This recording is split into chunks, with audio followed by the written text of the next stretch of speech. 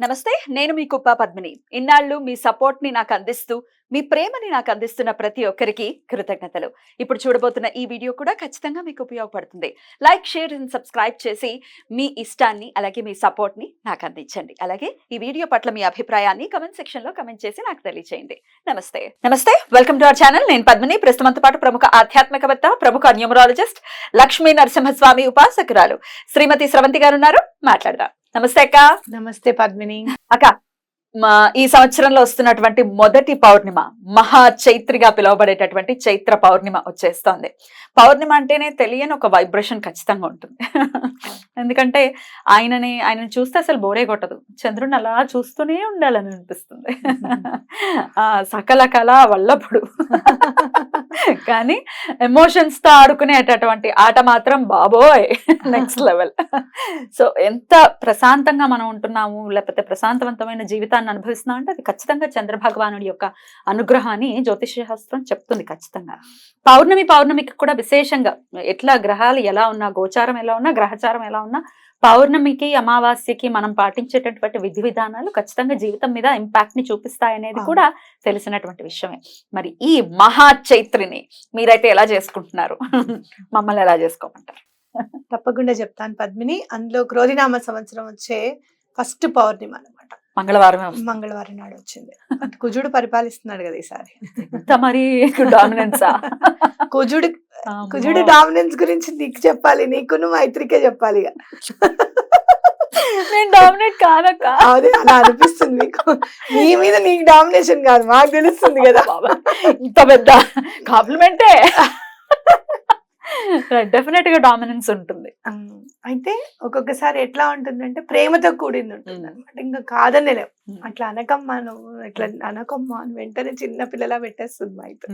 అప్పుడు అది చెప్పింది ఖచ్చితంగా చేయాలనిపిస్తుంది అనమాట. కాబట్టి 9 నెంబర్స్ ఆర్ 9. కుజుడు చాలా ప్రత్యేకమైన పొజిషన్ అయింది ఆయనది.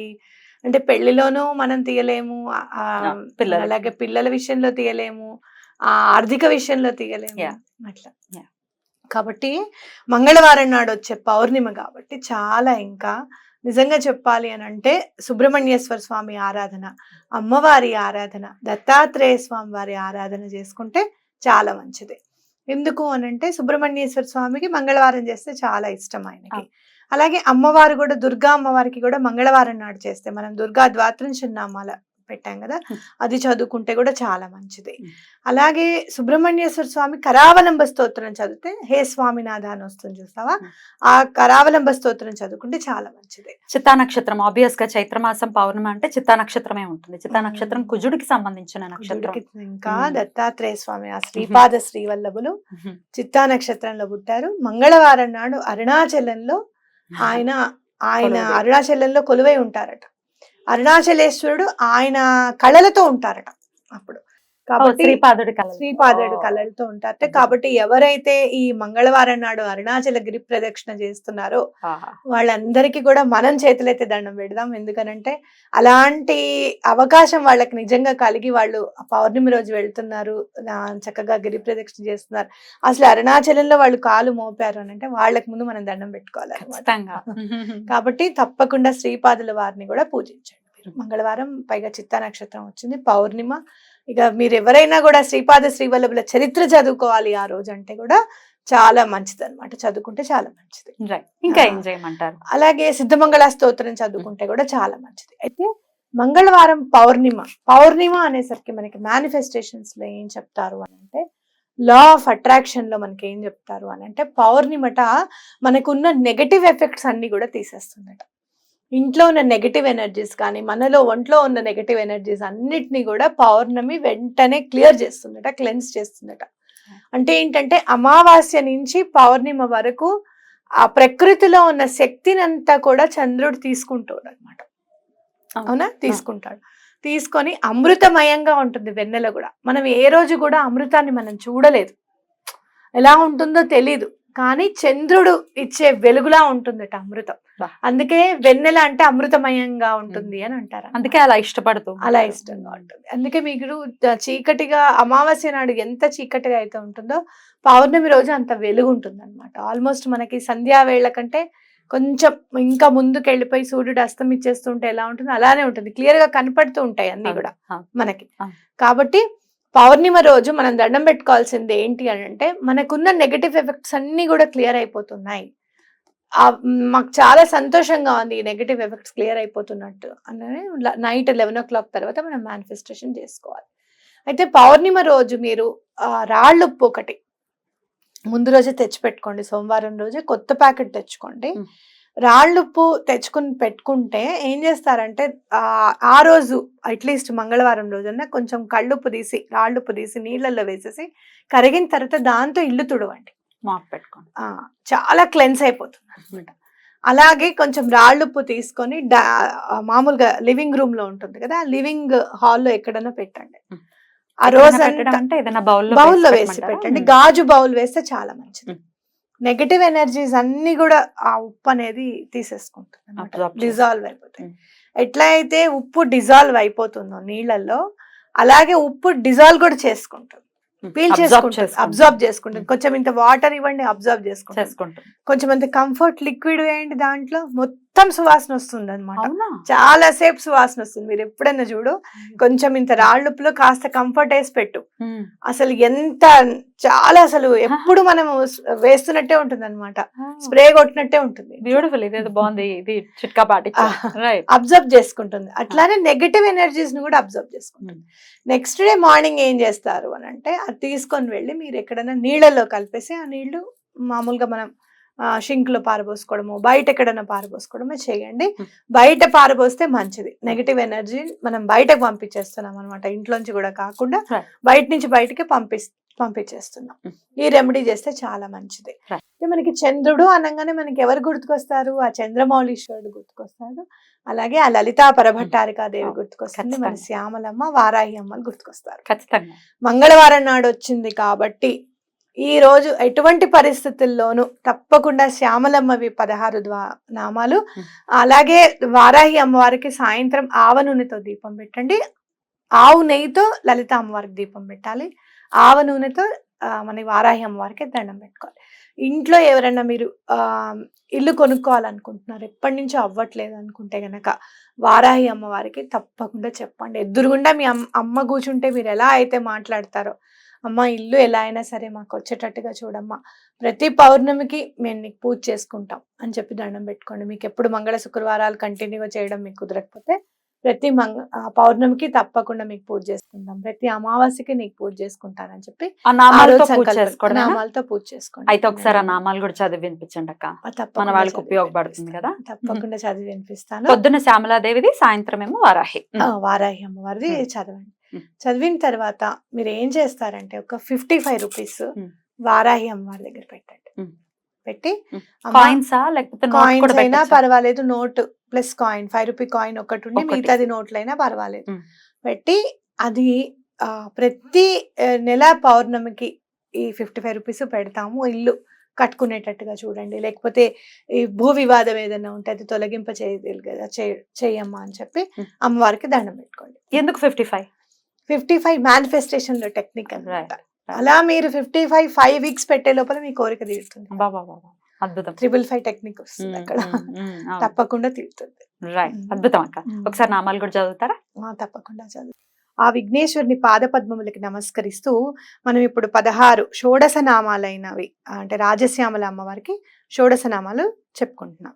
ఓకేనా? ఓం సంగీత యోగిన్యై నమః, ఓం శ్యామాయై నమః, ఓం శ్యామలాయై నమః, ఓం మంత్రనాయికాయై నమః, ఓం మంత్రిణ్యై నమః, ఓం సచీవేశాన్యై నమః, ఓం ప్రధానేస్యై నమః, ఓం శుకప్రియాయై నమః, ఓం వీణావత్యై నమః, ఓం వైణిక్యై నమః, ఓం ముద్రణ్యై నమః, ఓం ప్రియకప్రియాయై నమః, ఓం నీపప్రియాయై నమః, ఓం కదంబేష్యై నమః, ఓం వాసిన్యై నమః, ఓం సదామదాయై నమః. ఇంత ప్రశాంతంగా అనిపిస్తున్నాయి నామాలు, సరస్వతీదేవి నామాలు కదా మరి. వీణ రూపంలోనూ అమ్మవారేట, వేణువు రూపంలోనూ అమ్మవారే.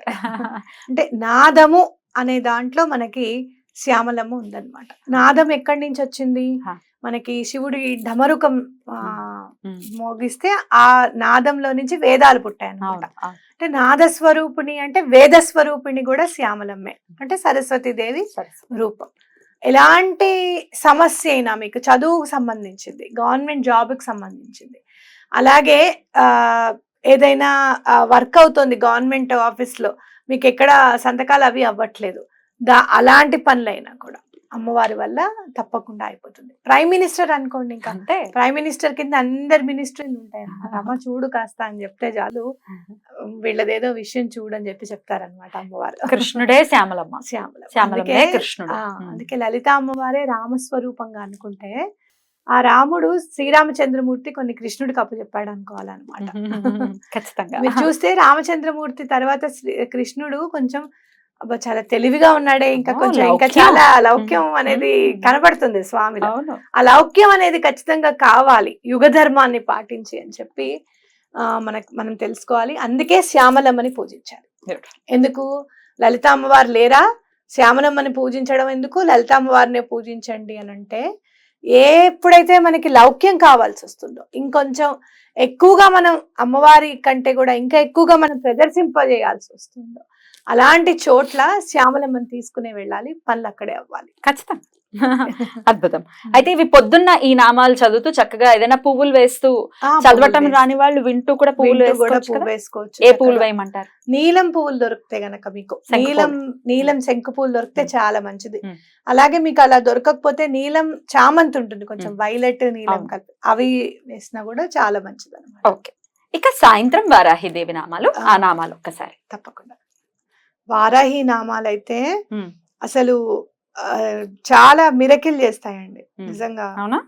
ప్రతినిత్యం కూడా చదువుకోవచ్చాక 16 నామాలు? నిత్యం చదువుకోవచ్చు. నేను రోజు 100 సార్లు చదువుతాను, 108 సార్లు చదువుతాను వారాహి అమ్మవారివి సాయంత్రం పూట.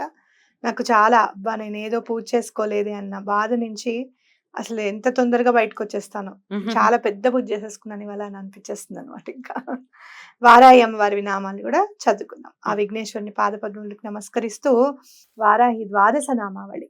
ఓం పంచమ్యై నమః, ఓం దండనాథాయై నమః, ఓం సంకేతాయై నమః, ఓం సమయ సంకేతాయై నమః, ఓం సమయేశ్వర్యై నమః, ఓం వారాహ్యై నమః, ఓం పౌత్రిణ్యై నమః, ఓం శివాయై నమః, ఓం వార్తాళ్యై నమః, ఓం మహాసేనాయై నమః, ఓం ఆజ్ఞాచక్రేశ్వర్యై నమః, ఓం అరిఘ్నై నమః.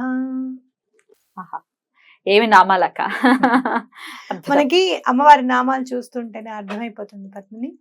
ఆజ్ఞాచక్రేశ్వరి అయినమా అంటే, ఆజ్ఞాచక్రేశ్వరం అంటే ఇక్కడ ఉంటుంది అనమాట. ఆజ్ఞాచక్రం ఇక్కడ ఉంటుంది. అయితే మూలాధారం నుంచి మిగతా చక్రాలన్నీ కూడా క్లెన్స్ అవుతూ వస్తూ ఆజ్ఞాచక్రం కూడా క్లెన్స్ అయితే గనక ఎటువంటి ఆర్థిక ఇబ్బందులు ఉండవన్నమాట. ఆజ్ఞాచక్రేశ్వరి కాబట్టి ఆవిడ అక్కడ ఉంటారు కదా, అంటే మిగతా చక్రాలన్నీ క్లెన్స్ అయిపోతూ వస్తాయి అన్నమాట ఆవిడ్ని గనుక మనం పూజిస్తే. ఇంత ఉంది వారాహి అమ్మవారి దాంట్లో. పొరపాటును కూడా అమ్మవారు ఉగ్రదేవతను, తాంత్రిక దేవతను, అమ్మ అనుగ్రహానికి మాత్రం ఎటువంటి పరిస్థితుల్లోనూ దూరం అవ్వకండి. చాలా క్షిప్ర ప్రసాదిని. అసలు ఎంత తొందరగా అమ్మవారిని ప్రసన్నం చేసుకోవచ్చు అంటే అసలు అది అనుభవైక వేద్యమే గాని మాటల్లో మాత్రం చెప్పలేము. అయినా ఎవరికి యోగ్యం ఉందో వాళ్ళకి అనుగ్రహం వస్తుంది. ఎవరో మాటలు విని ప్రలోభపడితే అది ఎవరికి నష్టం. అవును. ఇంకోటి 10 సార్లు చెప్తాను, ఇది ఇంకా సమయం వచ్చినప్పుడు, సందర్భం వచ్చినప్పుడు తప్పకుండా ఈ విషయం మాట్లాడతాను. ఎందుకనంటే అమ్మవారిని పూజించి ఆ అమ్మవారి దయని మనము ఎప్పుడైతే అనుభవిస్తామో 10 మందికి చెప్పి మీరు కూడా అనుభవించండి అని చెప్తే అమ్మవారికి నేను ఇచ్చే గ్రాటిట్యూడ్ గా నేను ఖచ్చితంగా భావిస్తాను. తప్పకుండా మీరందరూ కూడా అమ్మవారిని పూజించండి. ఎటువంటి పరిస్థితుల్లో బాధ అనేది తొలగిపోవాలి మీ జీవితాల నుంచి. అద్భుతం. అయితే వారాహిదేవికి ఏ పువ్వులతో చేయమంటారు? వారాహి అమ్మవారికి మీరు బ్లూ కలర్ పువ్వులు యూజ్ చేయొచ్చు, లేదు అంటే గనక వైట్ యూజ్ చేయొచ్చు. వారాహి కూడా ఉంటుంది మనకి అమ్మవారు. అలాగే చాలా బాగుంటారు శ్వేతవారాహి, చాలా బాగుంది, అందంగా ఉంటారు. మల్లెపూలు ఎలాగో దొరుకుతాయి, మల్లెపూలతో చేసుకోవచ్చు. ఆవిడకి ధూపం అంటే చాలా ఇష్టం, విశేషంగా ధూపం అంటే చాలా ఇష్టం అమ్మవారికి. అందుకే ధూమ్రవారాహి అంటారు అనమాట. అమ్మవారికి చాలా ఇష్టం ధూపం. ధూపం మీద కాన్సన్ట్రేషన్ చేయండి. చక్కగా మంచి ధూపం అనేది వేయండి. అమ్మవారు తప్పకుండా మీకు కనబడతారు. మీ పూజ నేను అందుకున్నాను అని చెప్పి అమ్మవారు ఏదో ఒక రూపంలో తప్పకుండా చెప్తారు. విశేషంగా చైత్ర పౌర్ణిమ కాబట్టి అమ్మవారికి 24 నామాలు ఉంటాయి. లలిత అమ్మవారికి కూడా ఎలా అయితే 16 నామాలు శ్యామలమ్మకు ఉన్నాయి, 12 నామాలు వారాహి అమ్మవారికి ఉన్నాయో 24 నామాలు లలిత అమ్మవారివి కూడా ఉంటాయి. అవి కూడా చదువుకోండి, చాలా మంచి జరుగుతుంది. మీ ఇంటి దగ్గరలో ఎక్కడైనా కదంబ వృక్షం ఉంటే గనక తప్పకుండా రాత్రి వెళ్ళి దీపం పెట్టేసిరండి అక్కడ, చాలా మంచి జరుగుతుంది. బ్యూటిఫుల్. ఇంకా అసలు మనస్ఫూర్తిగా అన్ని చెప్తూ ఉన్నారు మీరు. I could feel that. అద్భుతం అక్క, చాలా చాలా బ్యూటిఫుల్ గా తెలియజేశారు. డెఫినెట్ గా ఈ అద్భుతమైనటువంటి రోజుని ఎట్టి పరిస్థితుల్లో మిస్ అవ్వకండి, చేసుకోండి. రైట్ అక్క, థ్యాంక్ యూ సో మచ్. నమస్తే అక్క.